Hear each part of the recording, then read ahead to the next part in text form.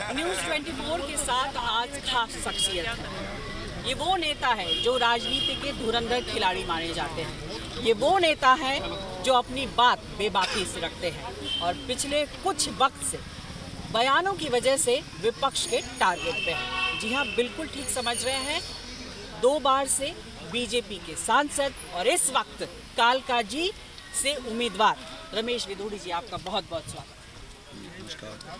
रमेश जी, बहुत बातें हो गई विवादों की और अमर्यादित बयानों की, आपने सफाई दे दी, लेकिन जनता काम की बात करती है। और साथ ही साथ आतिशी ये कहती हैं कि अगर वो एक भी काम दिल्ली के बता दे तो वो खुद आपको वोट करेंगे। आतिशी मार्लिना जी को मैं एक बात कहना चाहता हूँ, क्योंकि इनकी नेताजी की क्रेडिबिलिटी नहीं है केजरीवाल साहब की, और आतिशी जी की भी क्रेडिबिलिटी नहीं है कोई।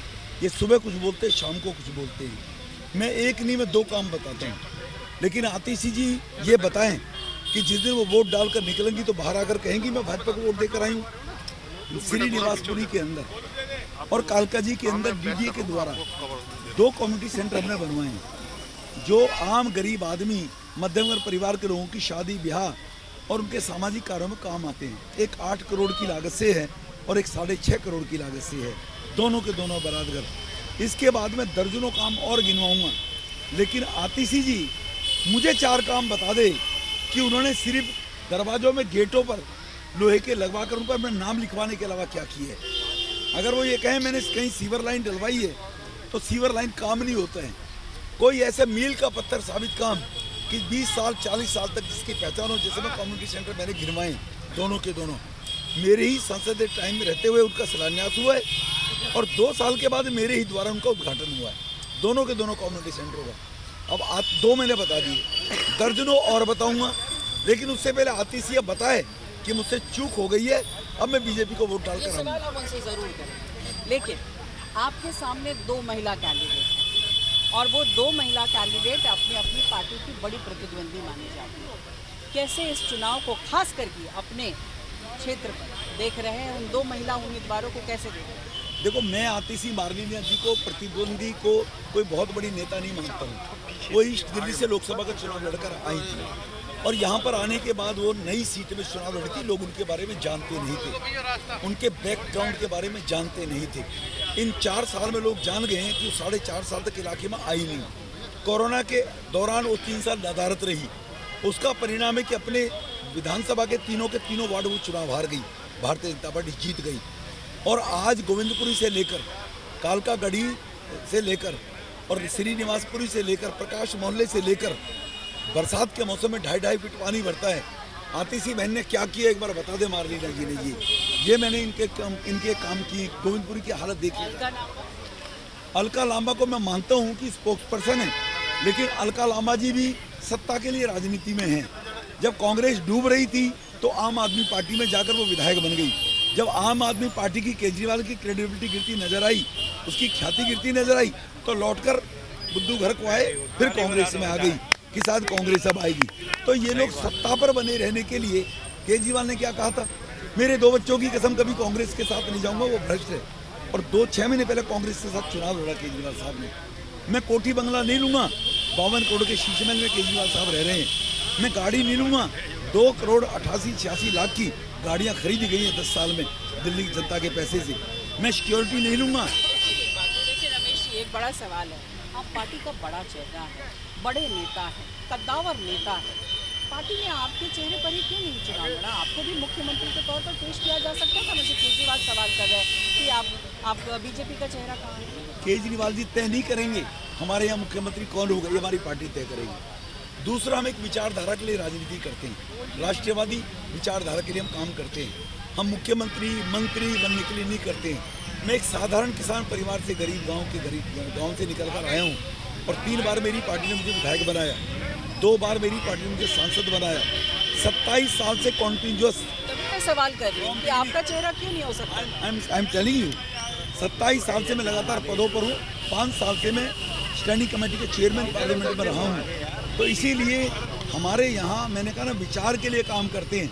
कौन व्यक्ति किस उपयोग में समाज के निर्माण में और समाज को विश्वास देने में कहाँ काम आएगा, इसीलिए सामूहिक निर्णय हमारे यहाँ होते हैं प्रधानमंत्री जी मोदी साहब जब प्रधानमंत्री बनने के लिए आए थे तो प्रधानमंत्री बनने के लिए उनको 1 साल पहले पार्टी ने तय किया कि जनता की डिमांड के आधार पर लोगों की मांग थी, इसलिए प्रधानमंत्री जी को, जहां हमारे मुख्यमंत्री कहीं नहीं थे पहले, जहां थे हमने उन्हीं मुख्यमंत्री के चेहरे पर चुनाव लड़ा, लेकिन जहां हमारे मुख्यमंत्री नहीं थे हमने मुख्यमंत्री के चेहरे पर चुनाव नहीं लड़ा।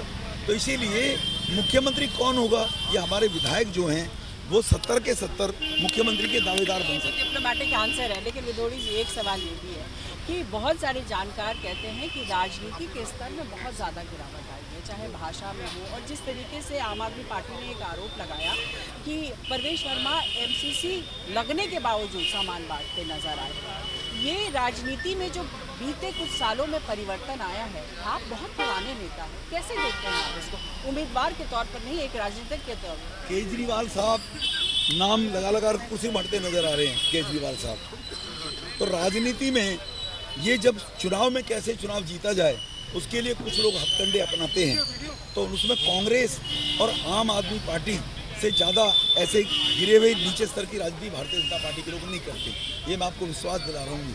बांटते हुए नजर आए ना, मैं कह रहा हूँ केजरीवाल जी भी मुख्यमंत्री होते हुए बांटते नजर आए ना, पूर्व मुख्यमंत्री होते हुए भी वो भी बांटते नजर आए। वो सवाल करते हैं कि अगर हम करते तो हम पर कार्रवाई हो जाती है, वो करते तो कुछ नहीं। आतिशी जी खुद मुख्यमंत्री रहते हुए आचार संहिता का उल्लंघन करते हुए सरकारी गाड़ी का उपयोग कर रही थी। आतिशी जी के अंदर नैतिकता है तो सब गेटों पर लिखा हुआ है, या आतिशी जी ने अपने घर से गेट न लगवाए नहीं है, सरकार के जनता के पैसे से लगे हैं, आचार संहिता लग गई, सभी गेटों पर आतिशी का बड़प्पन था, वो कहती कि सभी गेटों पर जो मेरा नाम लिखा हुआ है इनको सबको ब्रुश कर देना चाहिए था, क्यों नहीं कहा, आतिशी तो मुख्यमंत्री है। तो हमारे कहावत है जो लीडर होता है बड़ा आदमी होता है, और दूसरी कहावत है कि बड़ी बहू ने काढ़ी कार उतर गई पारंपार, तो बड़े जो करते हैं छोटे वो सीखते, आतिश तो मुख्यमंत्री हैं, उसने क्यों नहीं कहा कि कालका जी विधानसभा में जितने भी गेटों पर मेरा नाम लिखा हुआ है वो सब मिट जाना चाहिए, या तो उसने निजी पैसे से बनवाए हो आतिशी जी ने तो मैं मान लूँ। तो पहले इन लोगों की हरकतें देखने के बाद हमारा भी कोई कार्यकर्ता कहीं ना कहीं स्लिप कर गया होगा। अंतिम सवाल करूंगी, और आप सुन रहे हैं विदुड़ी जी राजनीति में पुराने खिलाड़ी हैं, और जब भी अपनी बात रखते हैं बेबाकी से रखते हैं, आज भी दिख रहे हैं आपकी बेबाकी से रख रहे हैं। आपके काम जाहिर तौर पर लोग बताते भी हैं कि आपके पास अगर कोई मदद के लिए आए तो आप दंगे की चोट पर कराते हैं, इसके लिए आप जाने जाते हैं, लेकिन बीच बीच में जब आप ऐसे बयान दे देते हैं आपको नहीं लगता आप खुद अपने पाँव पर खिलाड़ी मार देते हैं? नहीं, मैंने कोई ऐसा बयान नहीं दिया।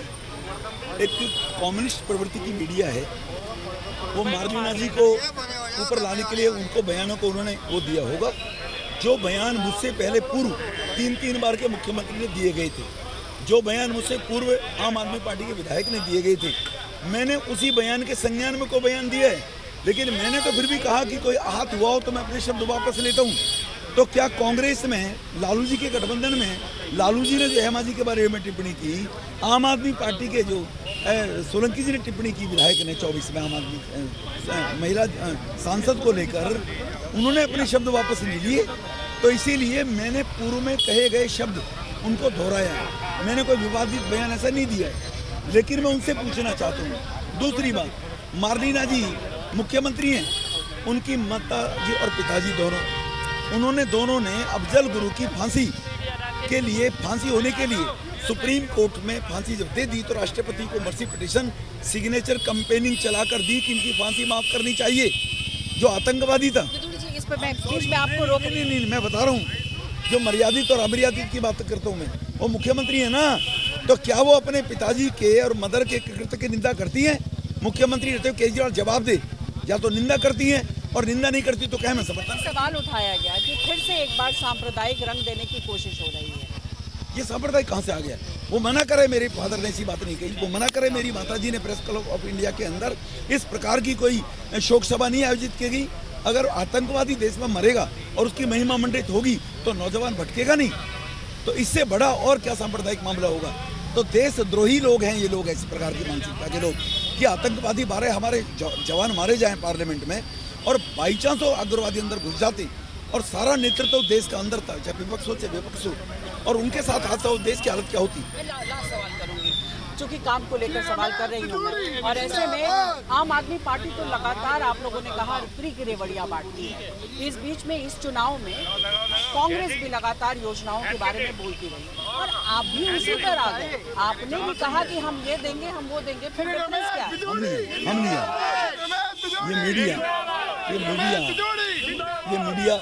ये मीडिया घुमाकर बातें करते हैं।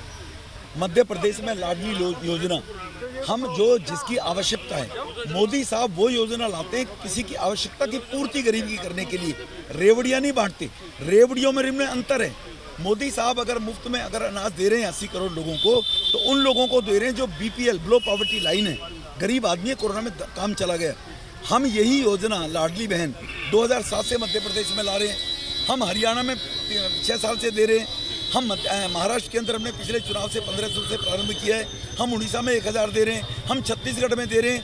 हमने उसी बात को आगे बढ़ाते हुए, क्योंकि हम नेशनल पार्टी है, अगर पूरे देश में और राज्यों में महिलाओं का सम्मान कर रहे हैं तो दिल्ली के साथ डिस्क्रिमिनेशन क्यों?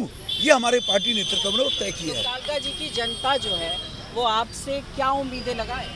कालका जी की जनता को मेरे से उम्मीद है कि जो मैंने पहले 3 बार विधायक रहते हुए डेवलपमेंट के काम किए, यहाँ सड़कें टूटी पड़ी हैं, किसी ने कुछ किया नहीं, गंदा पानी पीने को पानी ये लोगों को, जहाँ ग्रीनगर में उनका हेड ऑफिस है वहाँ गंदा पानी आता है, जहाँ पर वो खुद बैठती है 24 घंटा आती, इसका हेड ऑफिस है, बैठती नहीं बैठती मुझे नहीं मालूम है, जहाँ पर सीवेज सिस्टम कोलैप्स हुआ पड़ा है। तो यहाँ पर जो ये समस्या है मूलभूत लोगों की रोजाना की, उन समस्याओं का हम 6 महीने में निवारण करेंगे, इसलिए हम चुनाव लड़ने के लिए आए। बिल्कुल दावा साफ है। और रमेश भदौड़े जी को आपने सुना अपनी बातों को बेबाकी से रखते हुए और साफ तौर पर यहाँ पर अपने कार्यकर्ताओं के साथ है, लेकिन ये तो स्पष्ट है कि रमेश भदौड़े पुराने राजनेता हैं और अपनी बातों को जानते और समझते हैं। हालांकि ज़रूर कई बार गलतियां होती हैं जो ये मानते भी हैं, लेकिन इनका दावा है कि जब ये जीत कर आएंगे तो जनता के लिए काम करेंगे, जो पहले भी वो वादा कर चुके हैं। कैमरा पर्सन कलिकांत के साथ पल्लवी झा, दिल्ली।